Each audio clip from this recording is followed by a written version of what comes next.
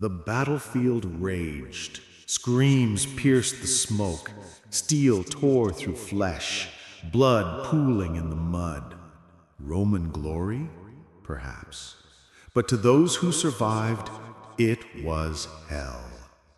Before the triumphal arches, before the songs of gods, there were men, common soldiers, dragged from the blood-soaked ground, broken, scarred, haunted. They returned alive, but nothing within them remained whole. Imagine that moment. Your comrades lie silent, your body aches, your mind screams, and the world expects you to stand proud, to march again, to forget. This is the story of those soldiers, the forgotten, the wounded, the ones Rome celebrated in stone, but abandoned in life. They were legionaries, ordinary men forged into instruments of empire. Yet in the quiet aftermath of battle, they became ghosts. The gladius, sharp and silent, was their partner and their curse. Spears and pila rained death. Barbarian axes shattered limbs. Every wound etched a story. Every scar whispered a secret Rome refused to hear. And yet, even in suffering, they endured. Some found life again in small towns, in humble trades, or within the cold order of the army bureaucracy. Others fell into shadows, wandering as forgotten specters of the empire they had built with blood and bone. These men were not heroes in triumphal arches. They were heroes in survival. And their legacy, though hidden, shaped the world Rome left behind. Rome knew how to make soldiers. From the hills of Latium, through the plains of Gaul, across the deserts of Africa, boys became legionaries. They were taught courage, loyalty, endurance, the tools of war. The army forged them as fire forges steel, relentless, unyielding, precise. Philosophers like Cicero praised discipline. Tacticians like Vigenius documented strategies. Yet none wrote of the wounds that lingered long after the battle ended. Legions marched, not as men, but as a single entity, thousands of hearts and feet synchronized. Yet the human heart remained fragile. Every spear thrust, every shield blocked, every gladius strike was a test, not only of body, but of spirit. And when that spirit broke, the empire moved on, indifferent.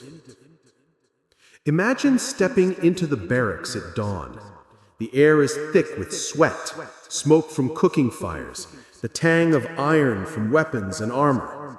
Wooden shields lean against walls, helmets glint in the early sun.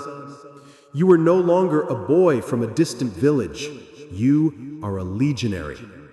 Chains of discipline tighten around your mind and body.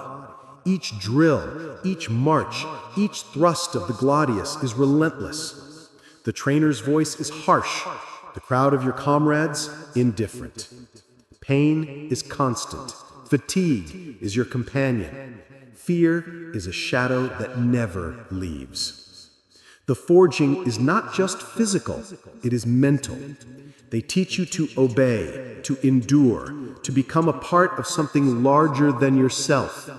The Medici, army doctors, watch silently as men collapse under exhaustion, sometimes patching wounds hastily so you can march again. Picture it, the clang of metal on metal, the grunt of effort, the smell of leather, blood, and earth mingling. Each day your body becomes both weapon and armor, yet nothing can prepare you for what awaits beyond the camp's walls. And then comes the moment of truth. The enemy charges, spears whirl, axes cleave. The air is thick with dust, sweat, and fear. A man falls beside you, screaming. Another dies silently. The gladius strikes, precise, deadly, but even a perfect thrust may not kill. It may tear flesh, fracture bone, leave a wound that festers. Barbarian warriors fight with brutal, raw strength. Axes cleave through arms, maces crush skulls. The cries of the dying, the stench of blood and excrement, the screams of the wounded echo across the battlefield. Some survive. They are dragged from the mud by comrades, by slaves, by sheer luck. Others are abandoned, left to become part of the carnage. Those who make it back alive are forever changed. Their bodies may be intact or shattered beyond repair, but the mind, this is where war leaves its deepest mark. The invisible wounds are the cruelest. Soldiers who return with no visible scars still carry battles in their minds. Sleep eludes them. Rage flares without reason. Memories of the fallen haunt every step. Rome does not name it. Rome does not recognize it. And worse, Rome despises it. To suffer silently is expected. To falter in spirit is shameful. Tacitus describes veterans of Germanic campaigns who shunned human contact, who could not join celebrations, who could not speak of war without breaking. They are alive, but part of them died long ago on the battlefield. Even in the army, survival comes at a cost. Legionaries may find new roles as scribes, instructors, or guards. They can serve the empire in body less than whole, but their minds remain imprisoned by memories of blood, fire, and screams. The Medici, army physicians, are the only constants in this horror. They are pragmatic, cold, and respected. Their task is not to heal in the modern sense, but to keep men alive long enough to serve again. Fire, iron, and crude amputation define their work. Survival is a gamble, often won by chance, always at a terrible price.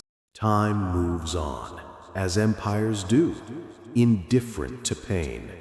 The battlefield empties. The cries fade, replaced by the silence of what remains. Broken bodies, shattered minds, and the mud-stained streets of returning towns.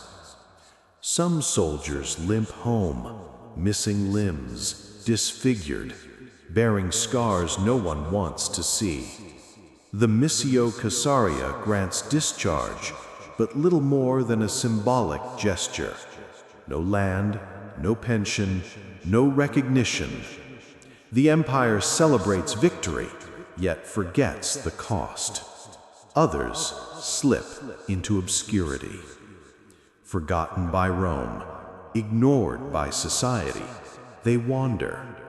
Some die quietly, their suffering unseen, unrecorded.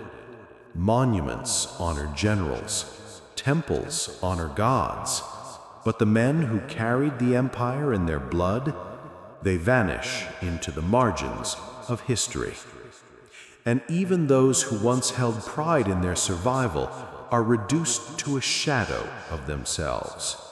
Streets, marketplaces, and taverns become the only arenas where they can attempt to live again, negotiating survival in a world that neither remembers nor cares. Time moves on, as empires do, indifferent to pain. The battlefield empties. The cries fade, replaced by the silence of what remains. Broken bodies, shattered minds, and the mud-stained streets of returning towns. Some soldiers limp home, missing limbs, disfigured, bearing scars no one wants to see. The Missio Caesaria grants discharge, but little more than a symbolic gesture. No land, no pension, no recognition. The empire celebrates victory, yet forgets the cost. Others slip into obscurity. Forgotten by Rome, ignored by society, they wander. Some die quietly, their suffering unseen, unrecorded. Monuments honor generals, temples honor gods, but the men who carried the empire in their blood, they vanish into the margins of history. And even those who once held pride in their survival are reduced to a shadow of themselves. Streets, marketplaces, and taverns become the only arenas where they can attempt to live again, negotiating survival in a world that neither remembers nor cares. Yet their legacy endures, not in stone, not in triumphal arches, but in the lessons of humanity and resilience. Modern military medicine, the understanding of PTSD, veterans' pensions, and social reintegration of soldiers all echo the struggles of Rome's wounded. What Rome could not give, compassion, care, recognition, later societies would attempt to provide. And still, the question lingers. How does a society honor those who survive at a cost invisible to the public eye? We may build monuments, but can we truly heal the invisible wounds of war? These soldiers remind us that survival alone is not enough. Recognition, understanding, and empathy are the battles we continue to face.